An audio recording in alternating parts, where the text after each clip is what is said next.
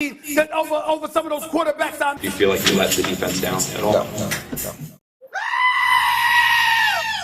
I am not ruling the Buffalo Bills out, but the Miami Dolphins are the best team in this division.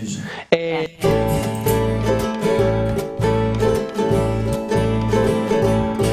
I'm singing you this Christmas wish from Hawaii. Sands of Waikiki shine bright as snow. Send news land aloha to brighten up your day. Mele kaliki maka ene. I'm singing you this Christmas wish from Hawaii. Lulu lights are all aglow. Sending you the flare of aloha to brighten up your day. Mele kaliki maka ene. May your days be as bright as the sun at Haleakala, and your nights by the moon at Hanalei. May the spirit of Christmas behind your hearts like Mauna Kea. Mele kaliki maka ene. So I'm singing you this Christmas wish from Hawaii. Wishing you were here or I with you. Sending you the sleigh of aloha to brighten up your day. Mele kaliki maka ene. May your days be as bright as the sun at Haleakala, and your nights by the moon at Hanalei. May the spirit of Christmas behind your hearts like Mauna Kea. Mele kaliki maka ene. So I'm singing you this Christmas wish from Hawaii. Wishing you were here or I with you. Sending you the sleigh of aloha to brighten up your day. Mele kaliki maka ene. Sending you the sleigh of aloha to brighten up your day. Mele kaliki maka ene. Mele kaliki maka ene.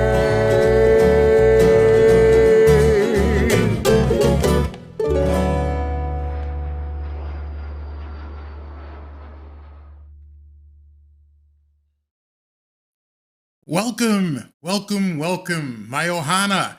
That means family, extended family in Hawaiian. Just saw a great video by Hawaiian Airlines. I just love to be the first, if not the first, but to say it anyway. Merry Christmas and Mele Kalikimaka, which means Merry Christmas. So my name, in case you guys don't know, that's me. My name is Barry Cunningham. I will be your host for the next hour or so. Seems like we got quite a bit to talk about, but before we begin, before we start anything, I want to just say I hope that everybody who's in the path, I guess I understand Mauna Loa is erupting on a big island. So all my friends from Hawaii, I hope you guys stay safe. You are my ohana. Thank you for watching, but stay safe and get out of there if you're in the way. So with that being said, just want to point out one thing I showed everybody on Sunday. My wife went and got me. Let me move over here. See this right here? That is a Macau, and what's in the Macau is an Ikaika warrior head. It's just an amazing thing she got for me, and I love her for that. The big Macau hook is a fish hook. The Ikaika warrior means strength. So again, Tua Tuesdays, we pay homage to his heritage in Samoa and Hawaii, and that's why we're here. So I don't know if you guys saw, but I posted a video today. It's still getting lots and lots of views. And it was because of something that happened Sunday. And I guess people thought it was a bit controversial, what I had said. And what I had said was that Brian Flores is a scumbag. I had no other title to say, but Brian Flores is a scumbag. And people were like, and I compared him to Colin Kaepernick, and the race baiters came flying into my comments. Oh my God, how can you say that Brian Flores is great and Colin Kaepernick is great? I'm talking football. I'm not mixing politics. I'm not looking to do any social justice. I'm talking football. And what Colin Kaepernick did to the NFL and how he dragged the entire game down because he wanted to be righteous. Meanwhile, when he called the NFL draft a slave market, here's somebody who couldn't wait to get back on the plantation. But I digress. As for Brian Flores, he gets fired, plays the race card, tells people that he was told to lose on purpose. None of that has been verified as of yet. I don't even know if the case is still in courts. But what we found out Sunday made me say that Brian Flores is a scumbag. And you can disagree with me all you want, but I'm going to play some snippets of the video I posted today for some of you guys who haven't seen it, and we're going to stop along the way and discuss it. So this is the video I posted today. I want you to hear, it's just the first minute or so I'm going to start playing, okay? Listen to this. He looked in the mirror and he asked himself, do I suck? He genuinely didn't know if he belonged on this level because he was so beleaguered by both the fan base and his coaches. And then Mike McDaniel put together a 700-play tape to show him how good he actually. Yesterday, Mike McDaniel said, "You." Okay, so I'm going to play more of that. But Brian Flores was such a bad head coach. Yeah, he was defensive minded. He knew some defensive schemes, but he was such a bad head coach that he caused his top 5 draft pick, who was coming off a catastrophic hip injury, to look in the mirror and go, damn, do I really suck? Am I as bad as this guy is saying I am? Am I as bad as some of the Miami Dolphins fan base says I am? As bad as some of the Miami Dolphins fan base continues to say? Dolphins are 8-3, 8-0 when Tua actually has played and finished. Yeah, you know I hate that. Leading the league just about in everything, and I still get people in my comments who tell me to F off. You're riding Tua's XYZ. You're Tua-near, whatever the words they want to say, and then they say they're Dolphins fans, which is just simply amazing. It's like they're not watching football and all they're doing is just being absorbed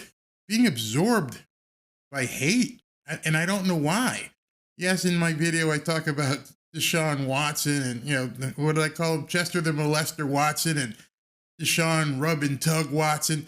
Can you imagine this guy on South Beach?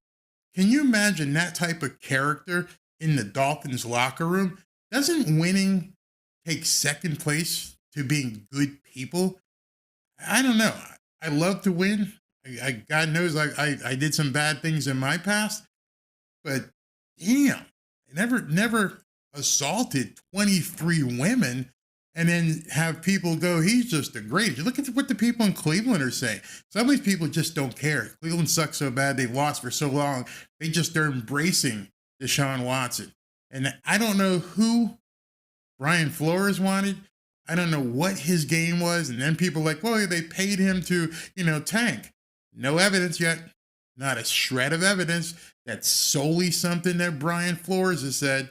I will take it back if something comes in evidentiary filings that says Brian Flores was paid to tank. But in any event, even if he was correct that he was paid to tank, you don't treat a young man, you don't treat a top 5 draft pick, a Heisman candidate, a national championship winner like crap. And that's exactly what he did. So let's listen to a little bit more what Tua had to say about it. For the reason he got into coaching. Can you please share just a little bit what it's like to play with him? Well, having someone that first off believes in you makes all the difference. Having someone that that calls me randomly, just telling me how much I mean to him and the things that he's trying to accomplish and we're trying to accomplish as a team. It's cool. I've never had that. I've never experienced that. This is my first time having that kind of relationship with someone, of that type of authority, being the head coach of an organization. That's my big head. So anyway, Mike McDaniel, on his way down to Florida, sometime right after he got here, he compiled a 700-play tape to show Tua, to prove to the quarterback, hey man, you've got the goods. You can play. Imagine having to convince a first-round top 5 draft pick who's had a national championship and all kinds of accolades. Yeah, you can play. But that's because of the dirt, the complete annihilation that people were trying on Tua. So I've got a video here, and this is from a guy named Mike Lombardi. Listen to what he says here, and then we'll take some comments. I thought it was ridiculous. I mean, he's a good coach, but, the word on the street is he doesn't play nice in the sandbox. He's not very political, and there was some conflict between him and Greer, which I think is just natural. I mean, I was told that he's been very confrontational to Tua. There was discontent he knows Tua's not good enough. I mean, he knows it. I mean, the fact that he lost his job over a quarterback that can't play is ridiculous. The guy threw for 100 yards. Brian has beaten Bill Belichick 4 times in a row now. And, now they said he wasn't easy on the staff. He was hard, all those things. Look, I just think it's really hard for people to understand what it takes to win in the league. One of the reasons why New England doesn't hire outside to in is because they raise them in there so they understand the culture as they're going along. But when you try to bring this radical, charged culture, holding everybody accountable, pushing the envelope every single day, I think people get worn out. And I think that's ultimately what happened in Miami. So Brian Flores, it's well known in the media that he can't stand Tua. He thinks he's terrible, thinks he's no good. The media, as the guy said in that video, hey, listen, yeah, we all know he can't play. Yeah, Tua can't play. We know he's no good. We talked to Brian Flores. He doesn't want him. He's cast out. Let's just toss him in the garbage and move on. Let's try and get, Mr. Rub and Tug down here. Whatever we can do, this quarterback's not going to work. And Tua's hearing all this. He's seeing it in the media. No wonder he jumped off his social media. No wonder he's off of social media right now. And then they sign somebody that changes the game for Tua. One thing I know about you is you have the ambition to be great. My job is to coach you to get all that greatness out of you. Understand what he just said there. Something that Brian Flores in 3 years didn't say. My job, I already know you're great. I've seen the film. Before I took this job, I already watched the film. He's on the jet flying down to South Florida. He calls Tua and he goes, my job is to bring that out of you. Not to change you, not to make sure that you understand my system because, Brian Flores has already told me you suck. What he just said was, it's my job to bring what I've seen on tape out. That's what a head coach is supposed to do. That is why I said Brian Flores is a scumbag, because I don't know what he was thinking, but he didn't approach Tua the same way Mike McDaniel did. I'm just saying. I mean, you can't dispute it. The results speak for themselves. Yeah, we've got Waddle, and yeah, we've got Jalen. Yeah, we've got a stacked team on offense, but you still need someone to run it. Those passes aren't being completed, by Skyler or anybody else right now. So I see the comment thread is going like this. So I'm going to take a few comments here. Let's see. I see this guy, Frank Perella. Frank, how are you? I don't mind that you're in here. All right. So we got a comment from Sharon. Sharon says, McDaniel and Tua, the dynamic duo. It seems like it. Frank's still in here. T. Christopher Carter says, Flo ruined his career when he sued every team that interviewed him. Tua's performance this year simply reveals how bad of a coach he is and how bad of a person he is. That's where the people who were giving me a hard time on Twitter and in the comment section of that video didn't understand. It just wasn't merely about him being a bad coach. It was about being a bad person. There are a couple other players who spoke of the way that Brian Flores handled things, and they weren't too happy about it. I'm sure some of this is going to come out, because what was really interesting is, how did this story come out at this time of the game. It came out basically about 45 seconds into the first quarter of the Houston Texans game on November 27th. So we're 12 weeks into the NFL season, 12 weeks in. And suddenly this story drops about Brian Flores basically abusing Tua, and nobody knew about this before? Is the NFL lawsuit about to get dismissed? I don't know. But it came, I'm sitting there watching it. Actually, I'm talking like you guys are. I mean, we're doing this. We're going live during the game. And I hear this and I'm like, did she just drop a bomb on Brian Flores? and so it was pretty neat. So exactly. Great Grandizer, what's going on, man? Exactly. Like I said, he is a bully, a bad person. He's not someone that cultivates a team. You could have the best football mind ever. If you can't relate to people in their situations, if you can't build relationships, you're toast. That's like going into an army with the guys that hate you and you're expecting them to defend you. That ain't going to happen. Yeah, they're going to follow orders, but I want guys that know I got your back. No matter what, I got your back. And that's what Mike McDaniel said to Tua. Joe says Brian Flores was as bad as Adam Gase. Yeah, absolutely. All right, Renee, you say here's probably a Brian Flores friend. Not a bully, just a different way to coach. I got to disagree with you. I have to disagree with you. Human decency overwhelms coaching. I can be the best coach. I can show you what to do. I can put in the best offense, but if I call you a son of a bitch and think you're a piece of crap and I break your will, that's what Brian Flores did. You guys don't understand. The reason why I'm so hot about this and why I did that video and called him a scumbag, he tried to break somebody's will. There's not a coach out there that will tell you, I'm looking to break a player's will. I want to ruin his life. We're not just talking football. When you got to look in the mirror and somehow that story got out and just wonder, man, do I suck? That's not breaking it down. That's not, hey, listen, you need to run, 12 more laps. You need to, stay out there and shoot 34, 40 more foul shots. You need to, hit the dummy 20 yards away. That's not, hey, listen, you're not hitting your passes. It's just not happening. Your release isn't working. Your footwork's not. No, you suck. You see the difference there? I can coach you all day long and tell you you need improvement.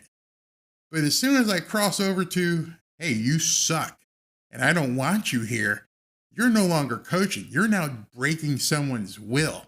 And that's unforgivable. Unforgivable. Yeah, absolutely. There's a big difference between tough love and being a bully. I am sure. I've heard from people, Nick Saban can be a son of a bitch, but he's going to build you back up. I remember, I posted a video after one of the playoff games last year. Bryce Young and one of the other guys, Willie Anderson, were on the dais with him and they were talking and the reporter started firing questions. He's like, whoa. And he put his arms around these guys. He goes, these guys I'd go to war for. These guys are the best. And he let everybody know, and he set the tone of the press conference that you're not going to attack my guys. We'll get up and walk. We're not going to sit here. I'm not going to let you attack my guys. So in practice and in games, he may get in your face. He may pull your friggin' face mask and say, you screwed that play up, but he's not trying to break your will. That's where the difference is. And if you don't understand that, I'm going to show you right now what that means when we hear, let me get this off so I can play this next thing. So you can hear exactly what, let me see if I can scrub to it. Get it up, get it queued up. And this is where Tua begins to talk about how he feels.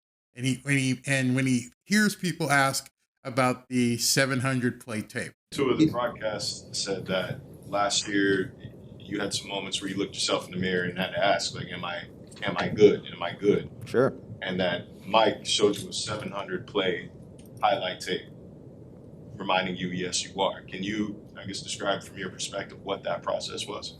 Well, I thought it was cool. I think anyone here can attest to someone believing in them. And, you know, how that changes how they see themselves, but also. Can you attest to someone believing in you? Which means he obviously knew, he didn't feel, he knew that Brian Flores did not believe in him. That's not tough love. That's not tough coaching. That's talking about a guy who, hey man, he doesn't want me here. And if he doesn't want me here, maybe it is because I can't play. Maybe because I suck. Maybe I need to look intrinsically about this. So then Mike McDaniel starts talking about it. 700 play highlight reel as part of, like, I guess your introduction to him, or Who are you talking to? Who's your source? Broadcast. Can you talk to us about that, the process of putting that together, and what made you want to do that for him? You try and put yourself in other people's shoes as best you can. I think that's an important component to being a head coach. And, you know, no one really, I think it's hard for people to truly wrap their head around what it is to be a quarterback in the National Football League in terms of, you talk about as much pressure as one could ever have. You have all these teammates depending on you to do the right thing on every play. People are trying to tackle you full speed while you're making split-second decisions, and you're in charge of making sure that our plus-minus turnover ratio is right. That is a hard job. Not to mention, this just in, anybody that's drafted as a quarterback in the top 10, top 5, they want to be good. They want to be good with I would not want to trade places or wish any sort of anybody really to be drafted super high and then fall short of the franchise's expectations. That is a tough place to live in. So he's saying right there, you got a top 5 draft pick that comes in. This guy comes in, he's ready to play, and you're making him feel like he fell short, and you're breaking his confidence. And I could go on and play it, but like I said, the video is on the site. You can go back and check it. I posted it about 5 or 6 hours, and you can watch the entire thing. I encourage you, if you think it was just tough love, go back and watch the whole tape. The whole video, it's only 12 minutes long, and you can hear Mike McDaniel talk about what he's had to do to rebuild the confidence of a top 5 draft pick. All right, so let's look at some comments here. William Samper, how you doing, William?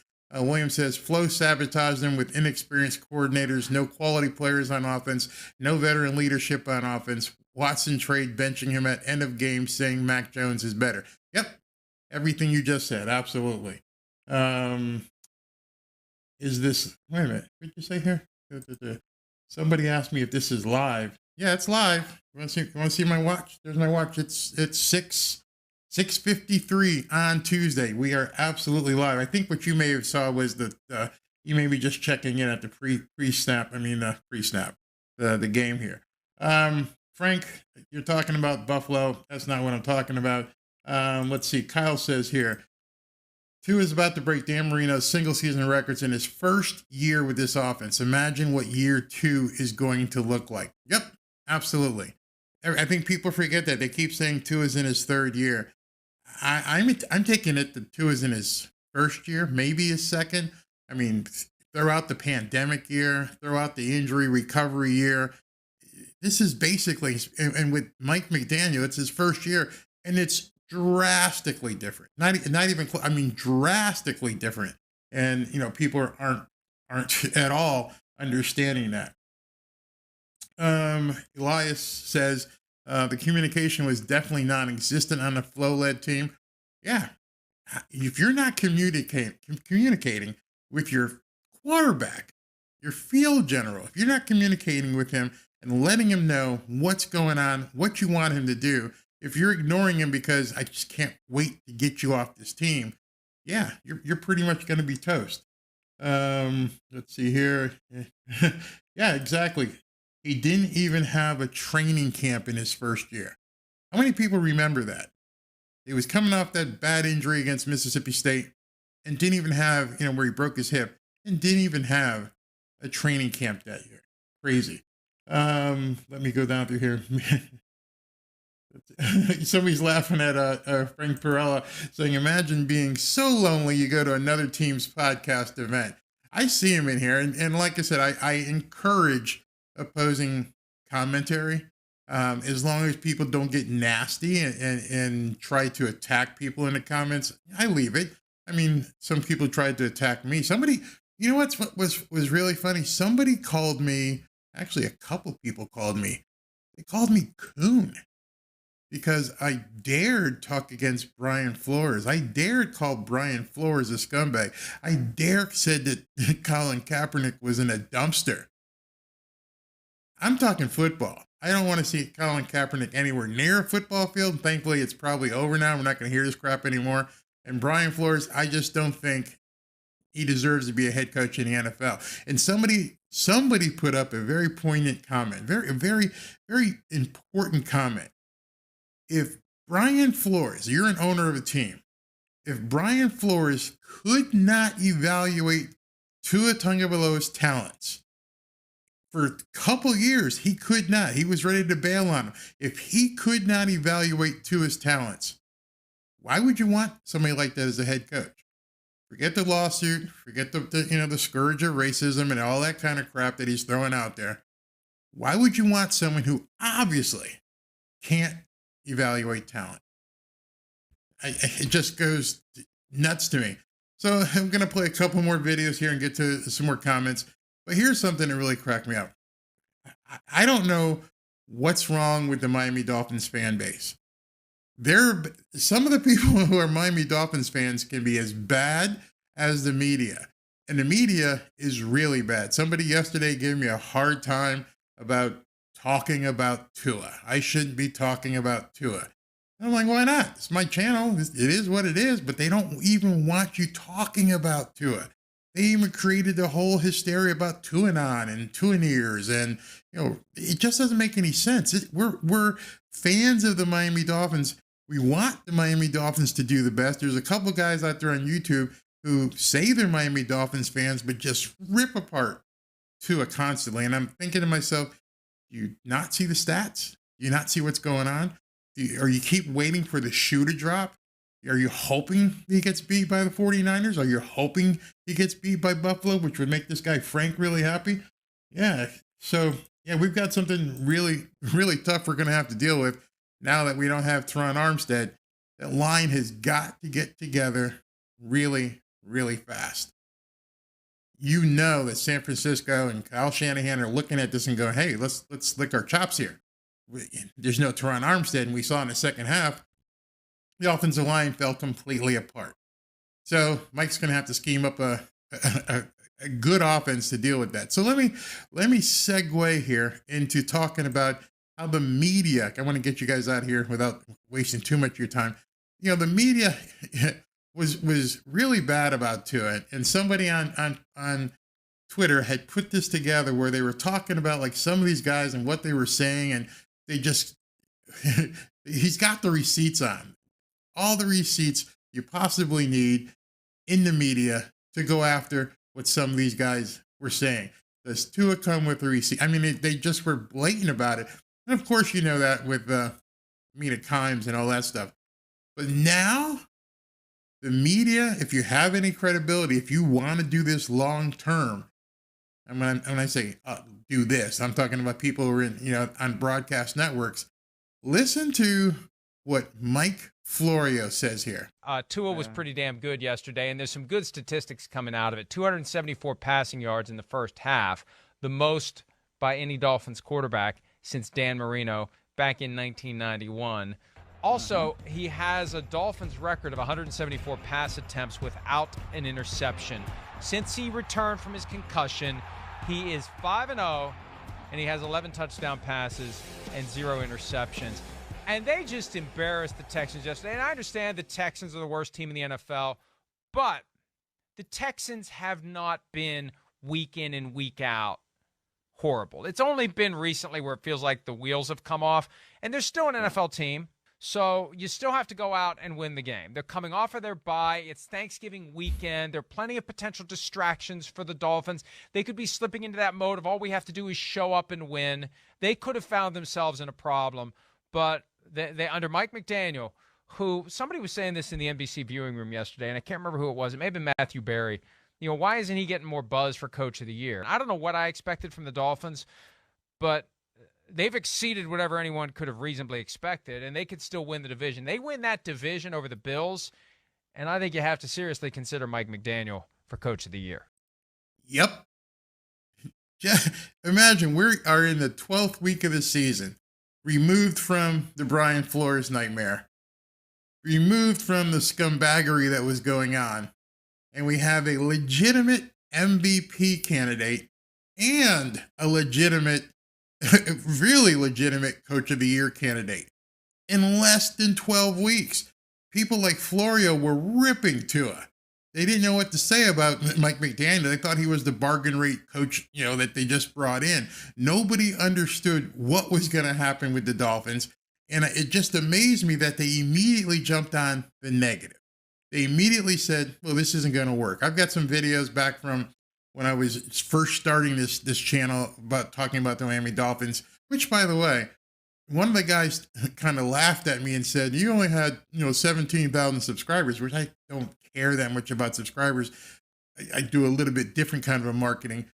And then I had to tell him, I said, this is just so you guys know, this is the fastest growing Miami Dolphins YouTube channel. We're at 18,000 subs today. And my first video about the Miami Dolphins, guess when it was? Wasn't a year ago, wasn't 2 years, wasn't 3 years ago like some of these guys. My first video on the Miami Dolphins was May 15th of this year, just about 6 months ago. That's when I started doing my research, talking to people, and saying, you know what? I think these guys are going to be good. I started listening to these reporters and saying, I don't think you guys have played football. I don't think you looked at the tape. There's plenty of tape to look at. You can dial up, as you can see behind me, any Miami Dolphins game and look at the tape. I spent hours and hours and hours. My wife thought I was nuts looking at tape, screaming like it was today's game of the week or something. And I'm like, this kid can play. This kid with the right arrangement is going to be a star. I said, Robin, look at his footwork. Look at this. Look, she didn't know what I was talking about. And I'm rewinding it like I'm in a film study. And I'm like, rewind it. Look. Look at his release. If he gets this fixed, he's going to be fine. These guys didn't do that homework. A lot of the other guys out there didn't do their homework. Since May 15th, that's when my first video dropped about the Miami Dolphins. So I'm seeing these guys finally realizing that their credibility is at stake here and go, I can't keep roasting Tua because he's actually performing. I can't just keep thinking Mike McDaniel is this nerdy genius because he might win Coach of the Year. If these guys can see it, why is it that our entire Miami Dolphins fan base isn't going, yeah, we got it now? Don't they understand? Don't they see what's going on? I mean, there's one guy who kept saying Skyler. And I'm like, dude, it's a rookie from Kansas or Kansas State or wherever he's from. He's got good mechanics. He's going to be a decent quarterback. But you're not even looking at what Tua's capabilities are, especially in this offense. So let me know what you guys think about that. I like what somebody says here. You think these Dolphins fans, so-called fans, are racist towards Tua? I don't know. I try not to get into that cesspool of activity. I try not to even give it any credence. Something doesn't make sense. I don't know what it is, but it doesn't make any sense to me. Where's this one? There was something here. God, things are moving so fast. Where'd it go? Somebody had said every time they throw something out at him, they come up with another narrative. Absolutely. Either way, all is good. Two at a time. I don't understand. I've never been involved with a team or fandom. As you can see back here, or is it back there? I'm a big Notre Dame fan. They just got a butts whooped against USC this past weekend. And I never would look at the quarterback or any member of that team and publicly say, he sucks. I'll rip the coach and wonder why Tom Reese didn't call a certain play. But the players, you don't do that, especially on a team that you root for. I'm going to take this one real quick. What do you expect to see from Tua and the Dolphins playing in colder weather, maybe even some snow? Do you think it will negatively affect them?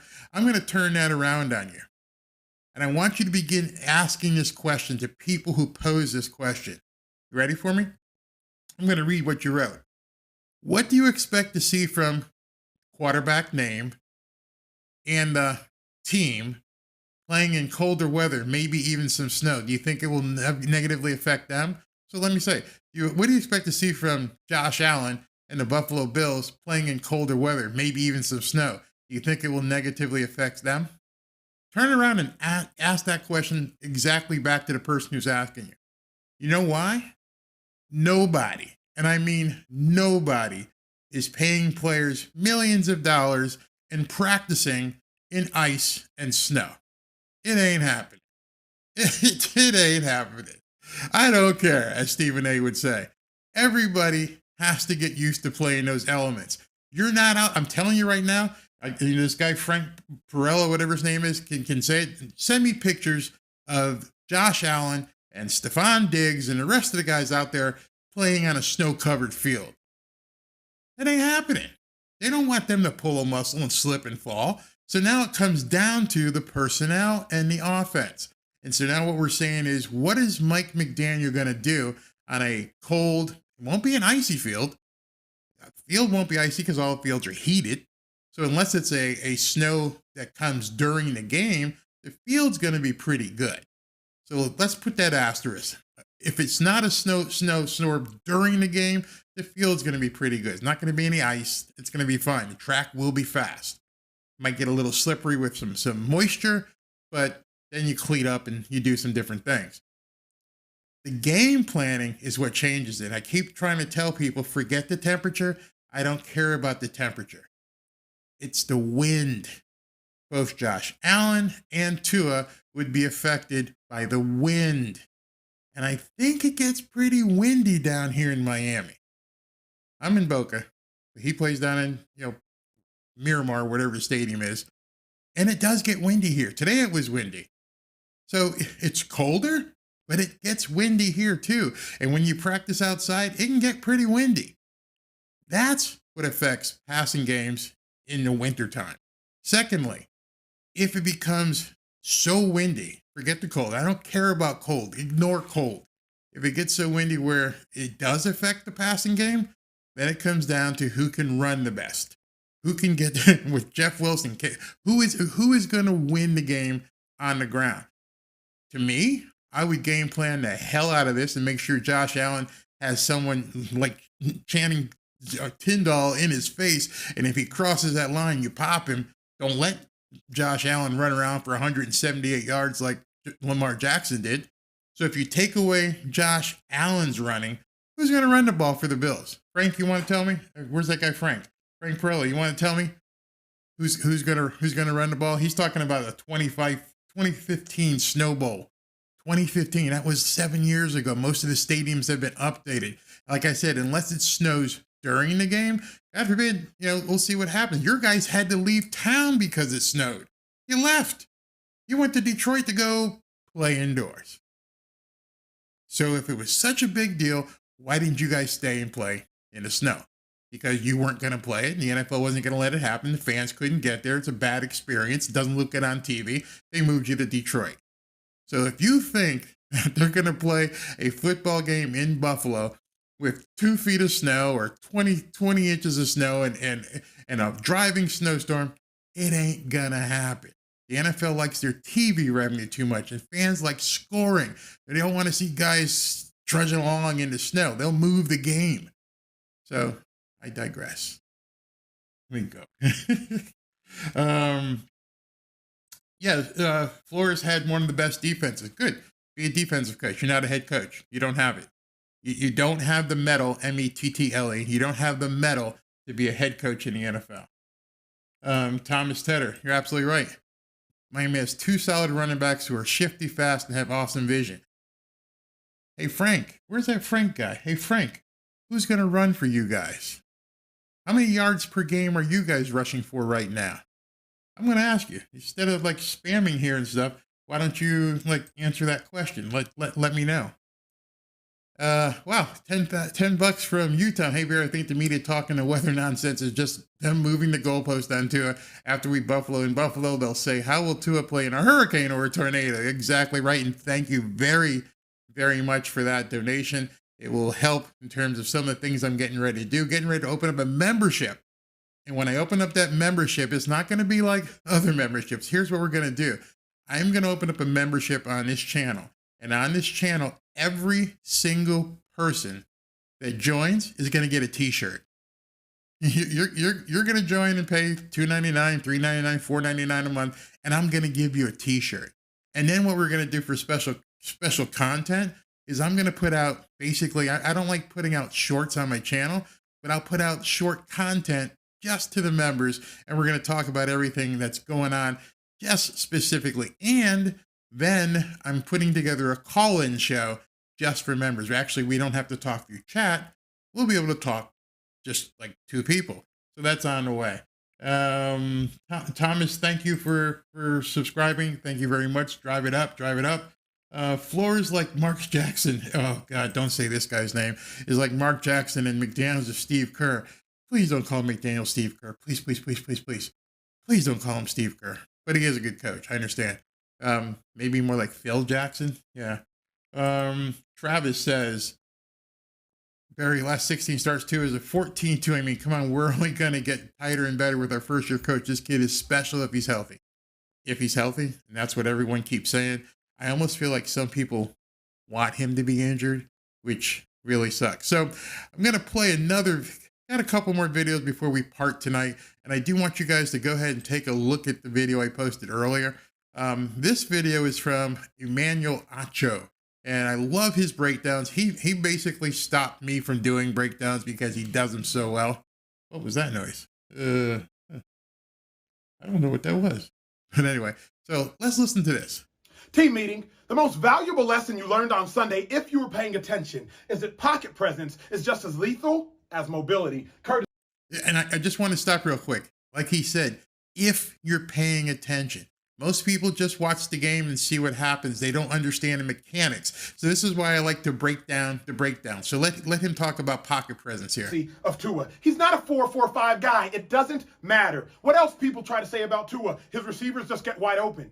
Do they? Covered. Tua's looking left. He sees nothing there. Defensive lineman's about to run a stunt. Tua now has to run the whole hula hoop. That's what we call it. But he's keeping his eyes downfield the entire time. He keeps his eyes downfield the entire time. The other thing that Tua does, he's always ready to throw. He's always cocked, ready to get that ball out. Pocket presence. Now as he's keeping his eyes downfield, now guys are working open. Now he sees guys working open until finally he finds a guy that is wide open. But here's my favorite part. It's the first quarter. Tua already got guys kicking like Sparta. This is the Texans. Gatorade cooler's over. And my guy Tua just sitting cool, calm. Yeah, he's kicking I don't know if you guys saw that during the game. Got these guys so confused. And now we've seen in a couple games where these guys have lost it. You saw what, hey Frank, do you remember when your boy Dorsey lost his crap? He went up in the booth and he's slamming stuff down during the Bills game. It was nuts. People need to look and see. And so this is the kind of film I would break down and I would just watch and back and rewind and forward and back. And that's what I told my wife. And I was like, she's like, what are you looking at? I'm looking to see if he's got the skills. As Mike McDaniel says, the tape tells you everything. How Brian Flores didn't see his pocket presence, beyond me. I mean, he's supposed to be a head coach, right? Yeah. No, Renee, players are only ones that can develop and learn. Dude, stop being so defensive. Nobody's saying that. Of course you can develop and learn. Of course you can develop and learn. You got to put the time in. You got to know what you're looking at. Maybe have somebody show you. Emmanuel Acho is great at it. He can show you what exactly. So no, I'm not trying to insult anybody. Say, I guess players are the only ones that can develop and learn. No, not at all. Here's a good one from Grandizer. Brian Flores equals Matt Patricia. If you follow the lines, the similarities are scary the same. And Dan Campbell, formerly from Miami, did a great job instilling culture. Culture means so much, especially in this day and age. Every one of these guys is getting paid 8 figures, period. They're all making money. So you can't motivate someone who's making $1 million. That's what they want. I don't have one, but they want a ring. They want to know that they can be considered the best at their trade. And so you need to, as Mike McDaniel said, pull that out of them. Show them how they can be the best at their trade. Harry Guyton says, Tua love, baby. Every game he wins, he puts a nail in Flores' HC job. Yep, absolutely. If Brian Flores could not evaluate talent, if that's the reason also that Minka Fitzpatrick isn't here anymore, you don't think that the owners in the league know this? You don't think they said, hey, man, this guy's poison. That girl is poison. Oh, my God, did I date myself? Bill Belichick coaching tree, fatal flaws, they all try to be BB. And what they don't realize is Bill Belichick wasn't like that all the time. He learned from probably arguably the hardest coach to deal with. I'm going to date myself here. You guys know where Bill Belichick learned his trade from before he became Bill Belichick and the household name that he is? Tick, tick, tick. I'm looking. I don't see anybody saying it. Bill Parcells. Bill Parcells was the son of a bitch of son of a bitches. And he learned under him. In fact, he was such a SOB. When they did an interview with Bill Parcells and Bill Belichick, they both sat there like this. And they didn't even want to look at each other. You could feel the tension. This is years after they coached together. The tuner was sitting there and he was looking at Bill Belichick and Bill Belichick's looking at him. It was just angry animosity. That's how nasty these two guys were to each other. Lion of Judah. Hey, man. Brian Flores couldn't see because he was blinded by bias. And what I don't understand was biased against who? I mean, now you're getting into the racial thing? No, because he had Ryan Fitzpatrick playing. So I don't know what he was talking about. Yep, Mandola, it was definitely Parcells. Thank you. You win. Yep. Flores saw a weakened player, a year off the Bo Jackson career-ending injury. McDaniel got a grown man to it. Yep. He came back. I don't know if you saw the videos of him playing the ukulele from his hospital. That's what kind of kid Tua is. He was playing the ukulele from his hospital bed after surgery. That's the kind of kid, I gotta stop saying kid, that's the kind of man I want on my team. I want a God-fearing, good kid, said kid again, on my team who wants to be there, wants to play. And so we were talking earlier about people who've changed their tune. So this guy has changed his tune so much, I am going to have to stop calling him Miss Sims. I guess he doesn't remember everything he's put on tape, but even he now sees the light. No, the Dolphins, I think, have to start being recognized as one of the best teams in football. I mean, I was laughing at one point during the game. If you were in, I was literally going like, look at this. I mean, it's this guy down the middle, nobody in the screen. This guy over here, nobody in the screen. He's running free. He's going here. I mean, they're a lot of fun to watch. Tua was great again. And, you know, I just can't say enough about Mike McDaniel and just the things he does on that side of the ball to really be creative and stress defenses out. And then the elephant in the room was Tua. And like, wait, can we make this work? Can we justify, you know, the top 10 pick and start making him look like that?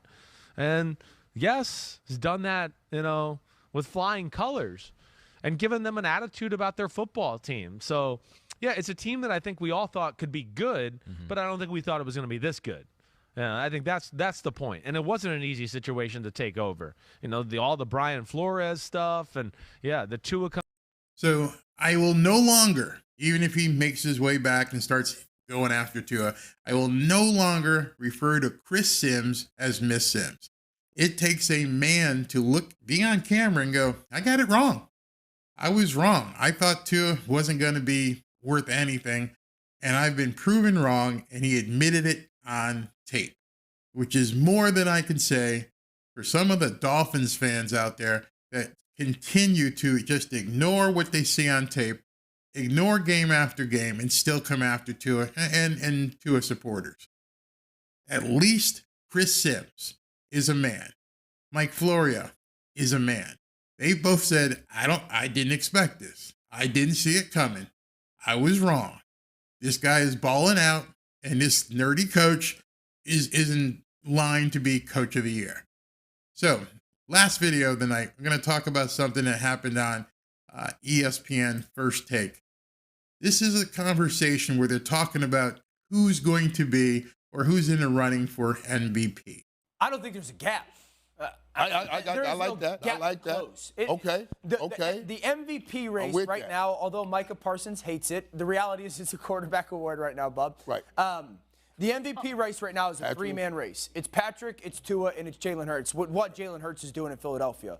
Joe Burrow is ascending into that conversation. Do not be shocked. Joe gets him back into this race with a month to go. Right. The way he's playing. Here's the thing with what Tua is doing. Patrick is playing at such a high level that every single week, Tua punches back. Like every week that Patrick plays, we sit there and go, there's no way that someone's playing and is good. What? Tua is. There's no way that someone can match what Tua does. I like it. Every week. Yesterday, he played a half. This dude played a half in the NFL because it was so obnoxious how efficient that they were on offense and the plays that the ball gets out of this dude's hands outrageously quick. And for as great as Patrick is, and he's the guy that you have to go take it from, and unless he gives it up, it's going to be tough to go. But there's no big gap right now. There's no, like Patrick's playing at such a high level. Tua's playing at such a high level. Jalen Hurts is playing at such a high level. And I'm telling everybody, in 2 weeks, Joe Burrow is going to be, it will be a four-person race. Is that the order you have it in right now, Dan? You got Patrick, Tua, Jalen? You have two. I would probably, if I had to go 1 through 4, I would go Patrick, Tua, Joe Burrow, Jalen. That would be the top 4. You hear that? He's putting Tua in the same category as Patrick Mahomes. And I watch Patrick Mahomes play, and I just shake my head. The guy is, I can actually say he's fan-friggin-tastic. But I also know that Tua is fan-friggin-tastic. And the next, 6 games is really going to decide that. And so we've got the 49ers coming up this weekend. It's going to be a tough game, especially where the offensive line is right now. But it's definitely a winnable game. I guess Big E on Twitter had said last week, and I had posted a video, that all the rest of the games that the Dolphins play are winnable. Absolutely.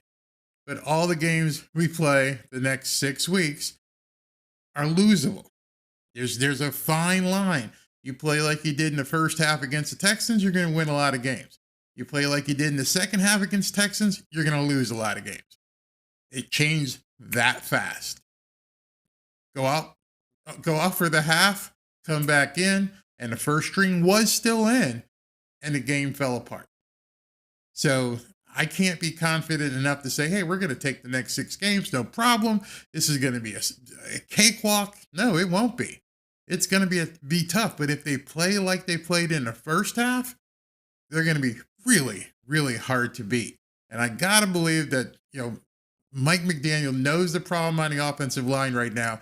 And as smart as he is and what he's been showing us, he's going to change some things up because you can't have happen what happened in the second half. So I'm going to close out with some comments here. Let's see here. Move that ball at will. The heat killed us. This is another Buffalo fan. Buffalo. Michael Kazowski says, wow, you're going there, huh? Dolphins 41, 49ers 20. You're confident, brother. Tom Fetter said, I'm hoping for a 4-2 finish. So who are you looking at as the 2 that Dolphins will fall to? So I'm pretty sure it's not the Jets. I'm pretty sure it's not the Patriots. So you think of the Bills? Think San Francisco? Wonder who the two are going to be. How do I think the Tua era will compare to the Marino era? You can't. I know it sounds good in the media and it sounds good on Twitter and people talk about it. It's 30 years ago. The rules were different. The game was different.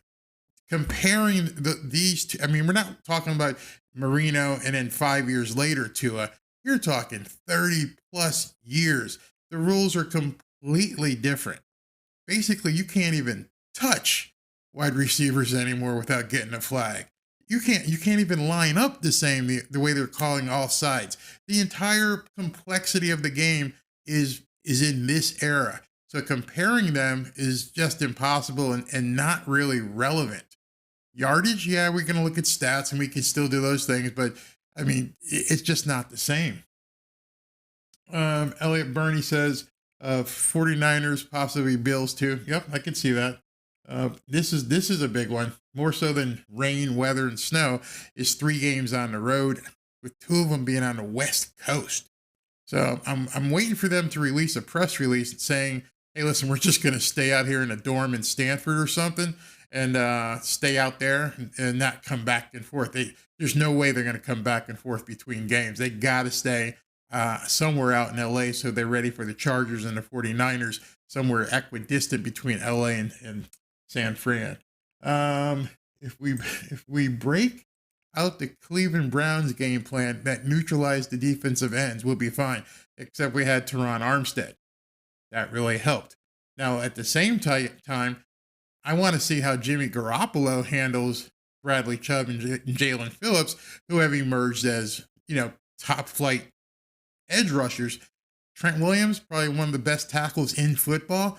So not sure he's going to have to bring some blitz packages to shake that up. Trent Williams is a beast, absolute beast. I love Notre Dame, Barry.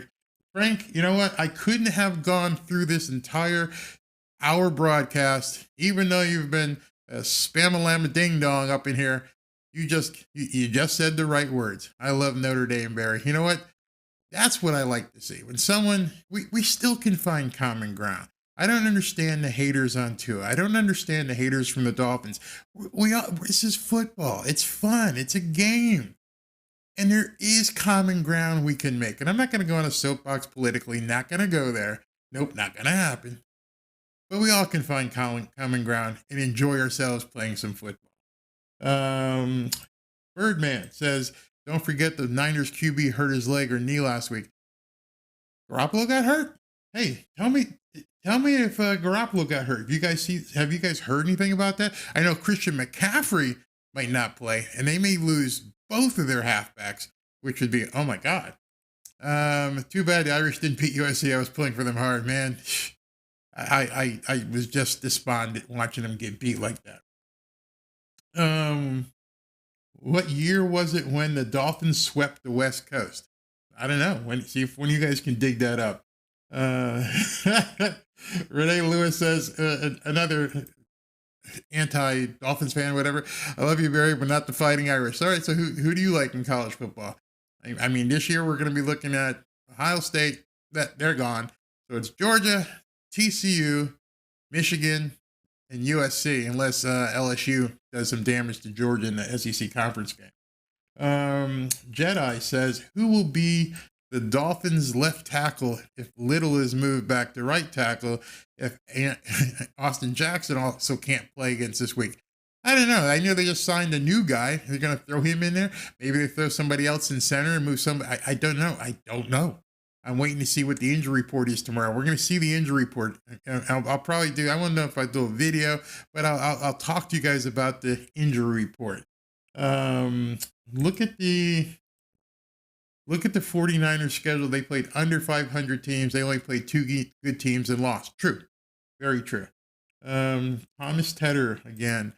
I agree, Barry. It's a joy to see the Dolphins playing at such a high level, and I only see them getting better with McDaniel and their solid players. Absolutely. And they're not going to be done. So at the end of the season, whenever that ends up being, I'm not going to hang my head because I know what's coming next year. I know they're going to get out there. They don't have the draft picks, but they got money. Going to be a lot of free agents out there. Just got to play with that cap space, and they'll bring somebody in. We got to bring in a top-notch left tackle. Right tackle. Yeah, right. I think this game we see the Miami players leave it all on the field for the coach and come physical. Yep, I'd like to see that too. Yeah, you're right. Elijah Mitchell, that's the guy's name. He's out. And they're saying Christian McCaffrey is, I don't know. So Christian McCaffrey has always scared me because of the whole dink and dunk game. If Garoppolo hits him in the flat, he can take it to the house just like Jeff Wilson can. So, remember the Dolphins beat the 49ers 43-17 last meeting. Yeah. Yes, they did. The next 2 years are going to be great. Absolutely. Christopher Carter says, beginning of the season, most just wanted to finish and make it to the playoffs, win one game. Look how much expectations have risen. That's what winning does. Winning is infectious. And, it's just amazing to see this team develop and how they become a unit, a familial unit. Or as the people in Hawaii say, ohana. They've become family. You can see it in everything they do. So I just eclipsed the 1 hour mark, so I'm not going to keep you guys longer than that. I appreciate everything that you guys do. Thanks for the super chats. If I didn't get you, it's just going so fast. I'm just one person here, but I will look through here. And don't forget, I'll be doing the memberships probably, I don't know, by Friday or so. And then I'll put it everywhere. You'll know it's coming. Thanks, guys. Thank you for everything. Thanks for showing up on a Tuesday evening for another episode of Tua Tuesday. And tell your friends we'll be back next Tuesday.